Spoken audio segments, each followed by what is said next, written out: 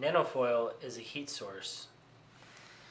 It has alternating layers of aluminum and nickel that can be used to bond electronics components, and it is cool to the touch within seconds. We can use it to bond components like these copper blocks that have tin coating.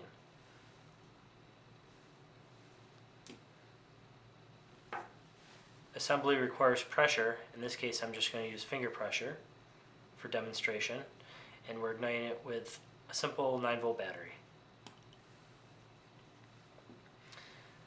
Although it heats up to about 1500 degrees Celsius, the soldering area is only a few microns, and so it's cool to the touch, and the bond line is very strong.